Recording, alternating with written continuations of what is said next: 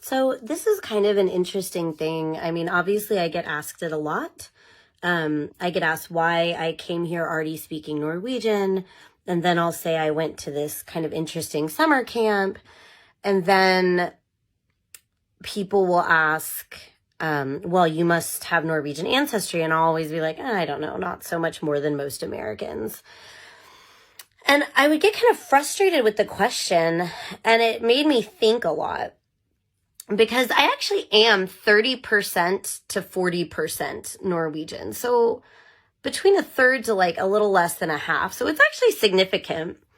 And I know that I don't like when people claim to be super Norwegian in America, but know nothing about the country. So at first I thought it was my frustration with that made me not claim my ancestry. But when I would go back to this question, why was I at this strange camp?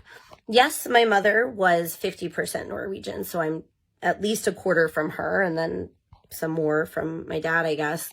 Yeah, okay, like that's why I went there. That's the simple answer. But if you've seen some of my other videos, you know that this mother was abusive. She had something called Munchausen by proxy, which in very short form is when you pretend your kid is ill for attention for you as the mother. And I mean, she did I think a lot of this is just my opinion, a lot of the motivation behind things with mothers that have Munchausen by proxy is to create like a little mini me. Like, I think a lot of it is that they want attention and to be recognized as a hero, but there's little things I've noticed through talking to people that they don't teach their kids independence.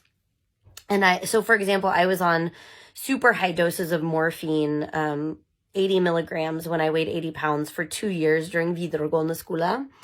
And, I mean, she's a drug addict. So I think among other things, she wanted me to be addicted to drugs. So I couldn't leave the house. I couldn't get an education. And another way that I think she wanted me to be this little mini me was she was forcing me to care about Norwegian culture. So I was forced to go to this camp in the beginning. I had no interest at all. I can't blame that parents do that sometimes, but within the broader picture of who she was, this is why I think that. I don't judge anybody for forcing their kid to go to a camp to learn something important, but in my history, okay? But then basically I think the camp backfired on her. I think she wanted somebody just like her because she had gone to this camp. She had become a teacher at the camp.